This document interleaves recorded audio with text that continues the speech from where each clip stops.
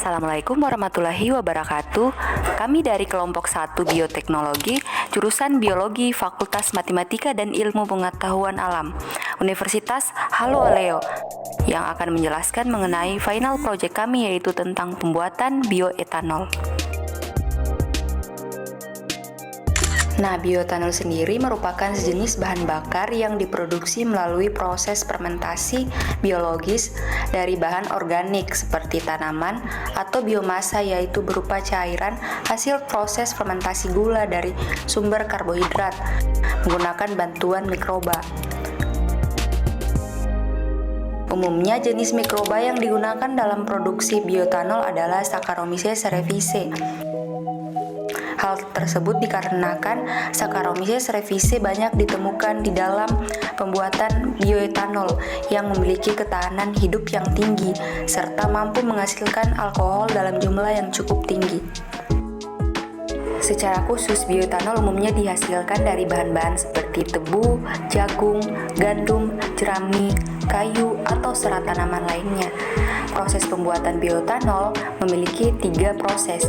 Yang pertama, proses hidrolisis dengan asam. Yang kedua, fermentasi dengan ragi roti atau fermifan, dan distilasi pada suhu 100 derajat Celcius.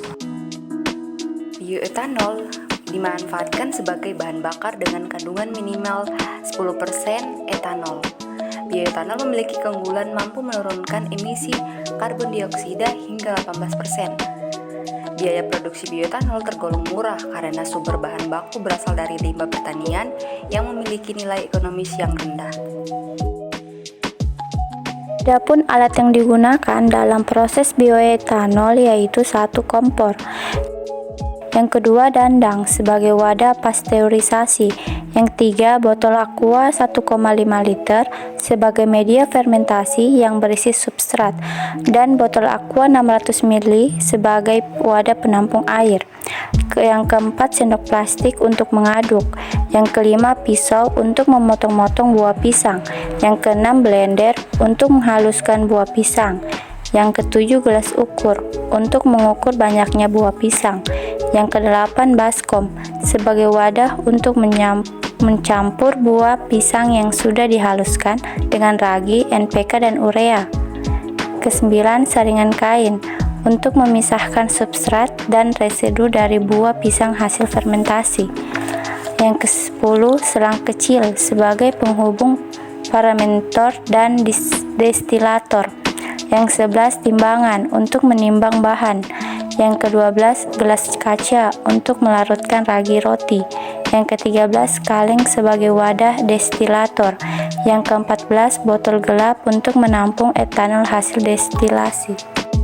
Bahan yang dipakai dalam proses bioetanol yaitu 1. Limbah buah pisang sebanyak 2 kg merupakan bahan yang digunakan dalam produksi bioetanol. 2. Ragi roti Saccharomyces cerevisiae. 3. Pupuk urea sebagai sumber nitrogen. 4. Pupuk NPK sebagai sumber nitrogen, fosfor, dan kalium. 5. Es batu sebagai media pendingin sekaligus membuat gas menjadi cair. 6. Lakban hitam untuk merekatkan. Dan yang terakhir adalah plastik tahan panas sebagai wadah dalam proses pasteurisasi.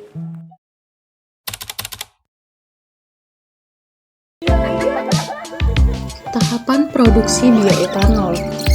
Yang pertama, mengupas kulit pisang, kemudian menimbang limbah buah pisang sebanyak 2 kg.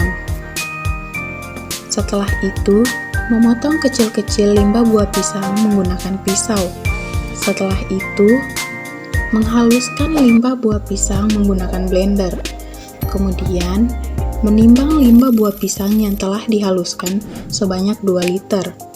Setelah itu, memasukkan substrat ke dalam plastik tahan panas. Kemudian, mempasteurisasi substrat dalam kukusan selama 10-15 menit.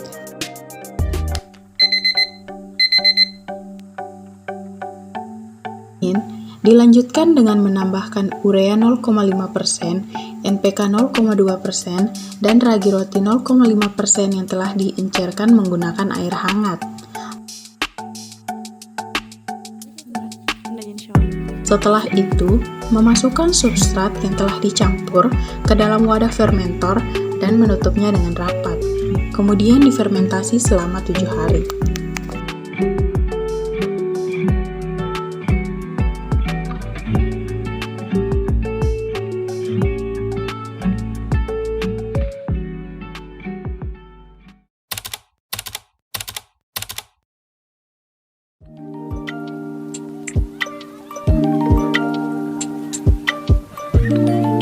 Tahapan produksi bioetanol.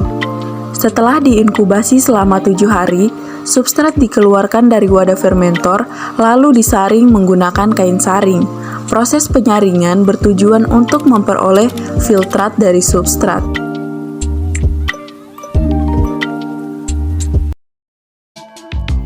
Hasil pengukuran kadar bioetanol menggunakan alkoholmeter diperoleh yaitu 5%.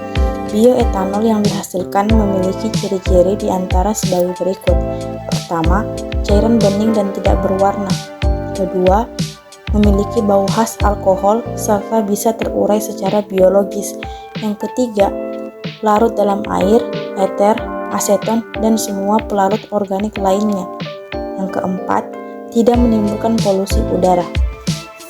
Tinggi atau rendahnya kadar bioetanol yang dihasilkan dipengaruhi oleh beberapa faktor, yaitu pertama, jenis substrat yang digunakan, yang kedua, lama fermentasi, yang ketiga, jenis ragi yang digunakan, dan kondisi lingkungan yang mempengaruhi proses fermentasi.